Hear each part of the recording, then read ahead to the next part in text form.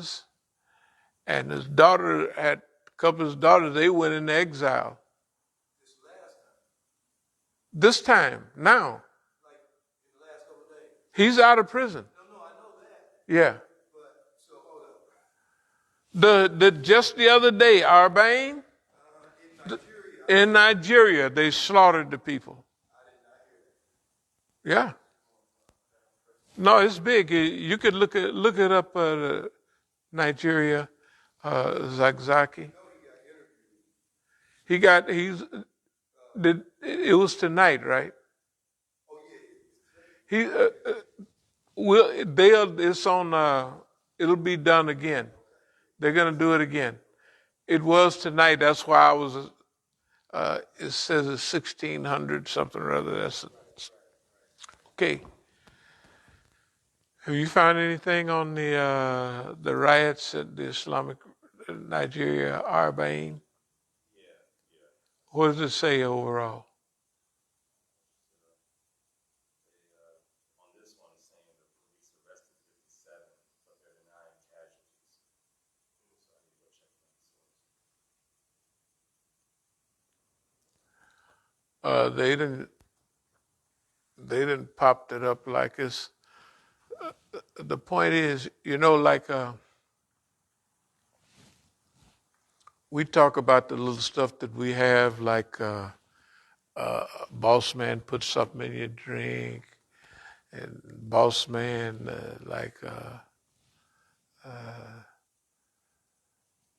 put smelling sauce on your pillow and give you a headache.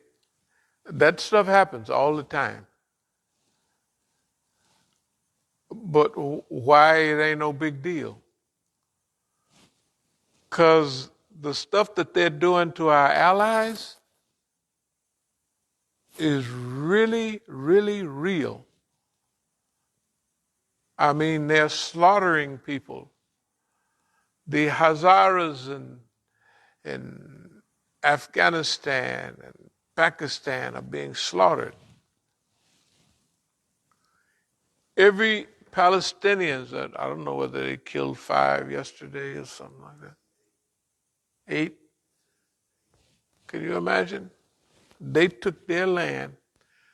Why do you feel, why do we not, are we not upset about they done took this property and that property? We'll get it back, inshallah. But why it ain't no big deal?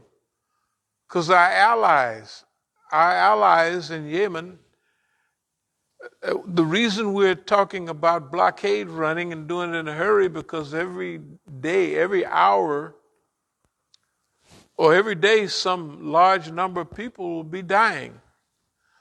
Children that are not properly nourished will be, they may never catch up. You know what I mean? All that stunted growth and what have you. So this Project Imam Hussein in America, I almost feel ashamed to say it, because the way we analyze now from people overseas, they look at us and they said they couldn't do it. They couldn't live in America. They couldn't stand the pressure of living in a country and being oppressed by that country and all the stuff that we've adjusted to. Not only adjusted, we demanded this. We call it psychological guerrilla warfare, the Islamic Institute for Counter Zionist American Psychological Warfare. So we asked for this. We asked, hey, boss man, since you got all that stuff, how about we not make this a physical contest? How about just psychological? And basically, boss man said, okay, nigga, we're going to scare you to death. We're going to do that. So we've been doing this for decades. We said, you can't scare nobody. You can't, right? And so his hands is tied. His hands is tied. That means that when he agreed to fight under our conditions, it's like the rules of war, and it's too late for him to get out of them. Why? Because all these CDs, all these DVDs, all of this, for us, what I'm saying now, this is the 10th time I've said this. So if we got 2 DVDs saying this, who needs the other 8? Right? No, that's being repetitive, where you repeating the same thing over and over again. Very little variation, very little straying from the original. So that's where we are. The USA, for us, is winning every battle, but we're winning the war. Not just us. Did the U.S. win in Iraq? He slaughtered all them people, right? On the board, they would say, well, sure, he won. So supposedly 20 years in Afghanistan, he supposedly won, right? He won every battle, but lost the war. That's the way we are. Syria, Afghanistan, Libya. And remember, us, our allies, people moving in our direction, are winning today on every level. I guess that second shipment of heating oil, and not heating oil, but for Lebanon, then came through. Came from Iran, and it came through. So Iran is providing not only Syria, but Lebanon with oil supplies. All the kinds they need. Heating oil for the winter, and watch out, they might be shipping loads of vegetables and everything, and you never know.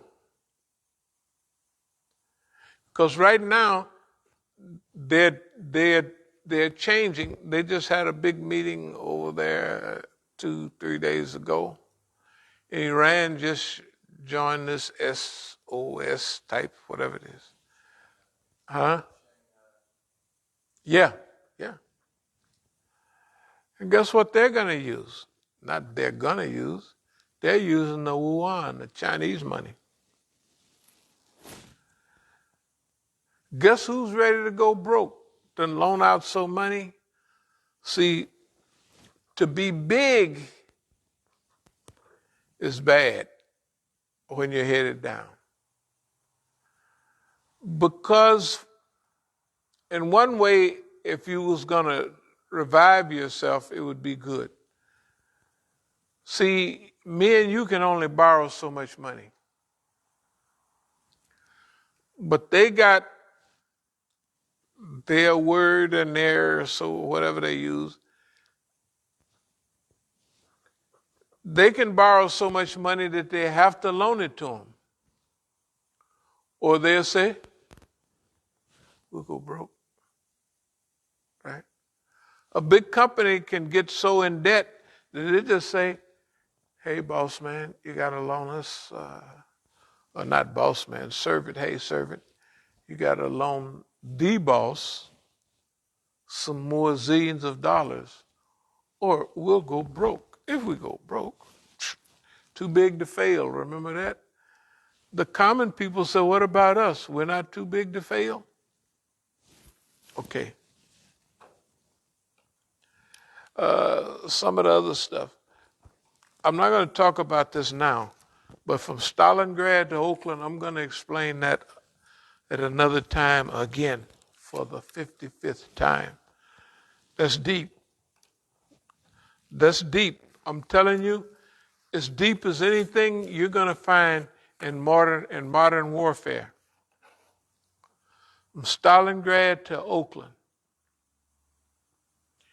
In that, and nobody's going to feel that way but us because of our strategies and our tactics. We have to know what we're doing. Number one, the U.S. is using self-inflicted wounds to destroy himself. All we're doing is what we call strategic moseying. Have anybody ever heard moseying along? This old saying, nobody uses it much anymore. But what about strategic moseying? Who knows what it is? Definitely they don't. They don't know what it is. We use it all the time. Technically, we're using it now. We're just moseying along. I want you to remember, have you ever saw us in any, oh, Lord have mercy. Because we're just moseying along. Strategic moseying. Not moaning and humming. Some people, the old people used to use strategic moaning. You know, this moaning. They said the devil can't understand you when you moan. But we don't want a boss man to even think that we're going to sit around and just moan. No, we ain't going to do that. See, you have to admit that we're slapping the urine out of boss man. Yes, we are. If you don't know it, I know it. I'm just telling you, that's what we're doing. And all the policies, everything we do to boss man is hilarious. It's hilarious. But he can't get up on it. Why? Because it's strategic moseying. We're moseying along. He ain't moseying along. That boy is headed down fast. And he's not comfortable in taking it easy either. That boy is having a fit. Yeah. We'll skip the Oakland story for a little while. Protracted struggle, we've always mentioned that. Protractedness and exposure, the long range. We think in this book of doers, we thank Allah for everything that's happening to us. And in the way it's happening. Okay, movement, family, sons, we're going to talk about them. Siblings, understanding. Underestimation as a tool of movement. Underestimation as a tool of movement, a tool of manipulation, and what have you. So boss man, when they look at us, we have to know what picture do boss man have of us. What do we look like to him? And then we keep playing with it till we get his focus. We watching his focus. When his big old bubble eyes get in focus, we know that's the picture. Okay, yeah. He's got his picture of us. And now we're going to wear him out with that picture. The only reason we're doing it because nobody else thought they could.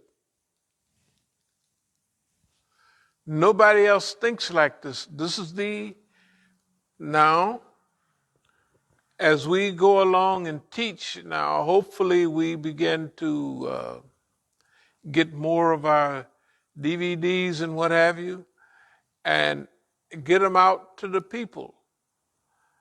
The purpose of getting them out to the people is so people will think different. Soon as they start thinking different, they'll start acting different.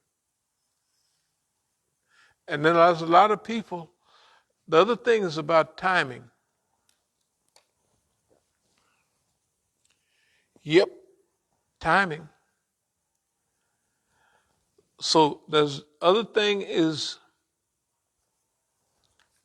our fragile heroes. All the heroes that we had, they were fragile. Fragile. Martin Luther King was fragile.